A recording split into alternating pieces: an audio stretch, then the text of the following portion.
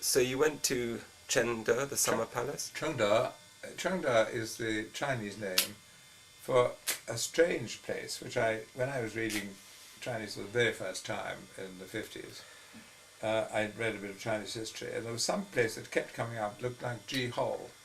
And you read about the Empress Dowager when she was after the Boxer Rising, she fled from Beijing, and she went to Ji-Hole, it looked like. And I realized that Ji-Hole, J-E-H-O-L, is the same as the Chinese Zhe-He.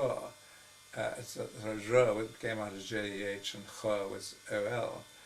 And Zhe-He means hot river. And that was the colloquial name for this place, whose real name is Chengde, about 150, 200 miles north of Beijing. It was the summer retreat for the Qing dynasty, because when they invaded China in 1644, they wanted to make quite sure that if ever the Ming tried to recover China, or the Han tried to get too uppity and take it back from the Manchus, then they had a boat hole, so that the summer retreat for the emperors started in Kangxi's time, was across the Great Wall back into the Manchu territory, so that if they were caught short, they could nip back quickly to Shenyang to escape. Now, so it was full of very interesting things, and this is where Tibet comes into it, because Kangxi, who is the second of the Qing emperors, the second of the Manchu dynasty, really captured Tibet. He mounted a huge expedition to teach them a lesson, because they were always uppity in the views of the Chinese.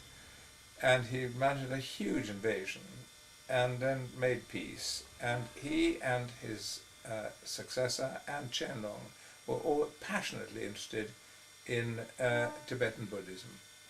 So you have at Zhe-He, Chengde, you have an imitation building, which is a mimic of the Potala Palace in Lhasa.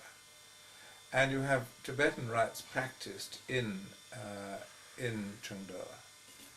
And you had in the tombs, in the Eastern Qing tombs, you find in the tombs of some of the emperors, you have Tibetan script written all over the tombs inside, because they were really quite carried away by I think it was because the Manchus are essentially shamanistic, and because the Tibetans, you go from Tibet through to Mongolia and then through to Manchuria, and then ultimately through to the Red Indians in America.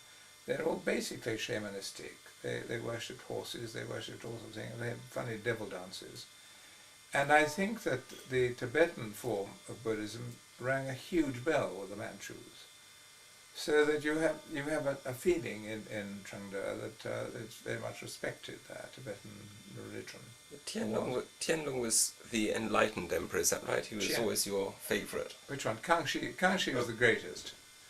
He was the chap who invented, he wrote the first Chinese dictionary of 40,000 characters. I mean, if everyone says to you, how many Chinese characters are there, they quote the Tianlong dictionary and they say there were 40,000. And if you imagine 40,000 characters in diphthongs, and you make a combination mathematically, you've got millions of words come out of the Chinese script. It's quite fascinating. That was Kangxi. He was a Manchu who took the trouble to learn Chinese. His father was just, Nurhac was just, no, it wasn't Nurhac, but his father was just a pretty brutal conqueror.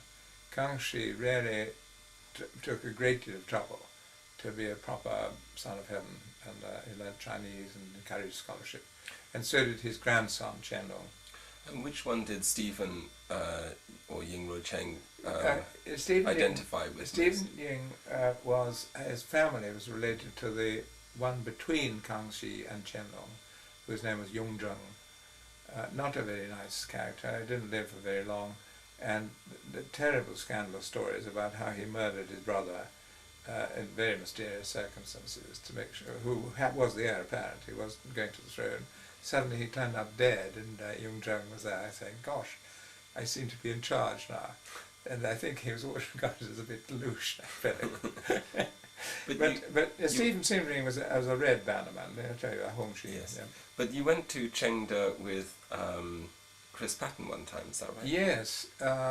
He came to China twice, and on both occasions as the Minister of Overseas Development.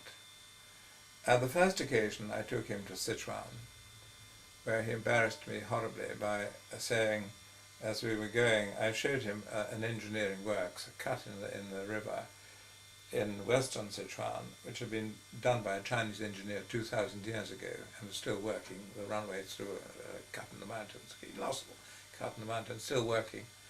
And where the local engineer, the engineer who did it, has got a shrine. He's still worshipped by the locals there as the chap who invented that waterway. And on the way back in the car, Chris Patten said, "Now I'd like to stop and just go and see somebody and talk to somebody here." And I said, but Minister, this is not the way it's done in China. You don't stop the car and say, "Hi, my name is Patten, how do you do?" And he wouldn't take the advice, and so he made us stop in a village, and he built up to a door, and he knocked on the door. And I think I was lurking behind him, so to explain that this is a funny chap. And the door opened, and a woman just looked at him and went, "Ah!" and shut the door. Because she'd never seen a foreign devil. Just on that doorstep. And I said, "You see, she hasn't seen very many white people here, you know." I thought it was very funny. And then the second time I took him to Chengde, and then we had great fun. He rode on a mule up to there's a great mountain with an enormous pillar at the top, looks like a huge club on a sort of bed of rock. Looks enormously phallic, and you can see it for miles. And we took we went up by a mule, I think, and then we walked up, and I think some con man came along. It was a chap who was getting people to ride on camels and on donkeys, you know, as they do. And so Chris Patten mounted this horse and drew a sort of sword and waved it, and we photographed him. So one of these days these films might be quite amusing to see. But actually, on those two occasions, I took him all around the palaces, and then we had fun doing the kowtow, mimicking the meeting between Lord Macartney and Qianlong at the site of where his summer tent had been. And I liked him because, to me, at that time, he seemed to be like the kind of moderate conservative who makes a lot of sense to me. He was a very great friend of Douglas Hurd's. And everything he said, he talked about Britain, made such a lot of sense. I had no idea, of course, that he was an ignoramus when it came to China. I mean, as I told you, this knocking on the door of this peasant woman's house, shock of horror. And he found it hard going. You also went to China with Thatcher.